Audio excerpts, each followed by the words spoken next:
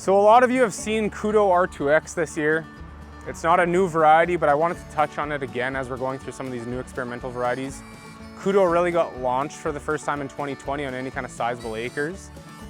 So it got splattered kind of around the province for the most part, you know, kind of looking Winnipeg south primarily, but it does stretch all the way up into, you know, kind of the West Interlake, heading over to Gladstone, Brandon, Souris, etc. So we've covered off a lot of ground with KUDO. We're calling KUDO a 005 2450 CHU. You kind of might stretch that up to a 006. It's basically been a replacement for DeGaldo. And DeGaldo, for those of you that are familiar with it, DeGaldo was you could call it probably a day or two later than KUDO for the most part. There's so many things I love about this variety, and I guess that's one of the reasons why I wanted to touch on it again for our retails out there that are not familiar with it or haven't really tried it this season.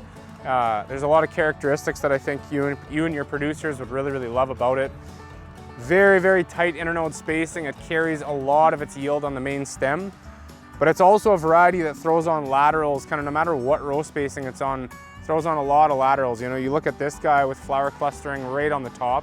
It's not necessarily something you see in very many soybean varieties.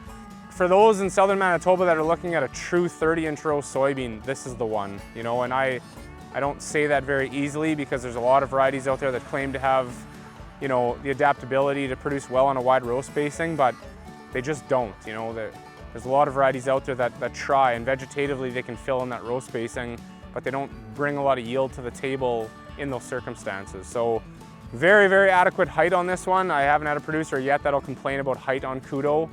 Even though it's kind of a medium tall plant, it can get quite tall. Again, very, very bushy and always one to kind of impress at the front end of the season in plots. Very, very vigorous, wants to pop out of the ground quickly. IDC is about as tough as it gets. You know, we're looking at a 1.6, 1.7 on KUDO.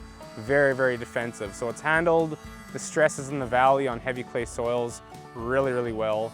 Extremely, extremely strong field tolerance to Phytophthora. I haven't seen a stitch of issues with this one yet. So white mold, I would get slightly nervous about KUDO in a narrow row spacing on a high population just because it's such an aggressive plant.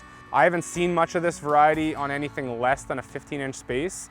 So we'll keep our eye on that in terms of growers that want to try KUDO on a narrow row spacing.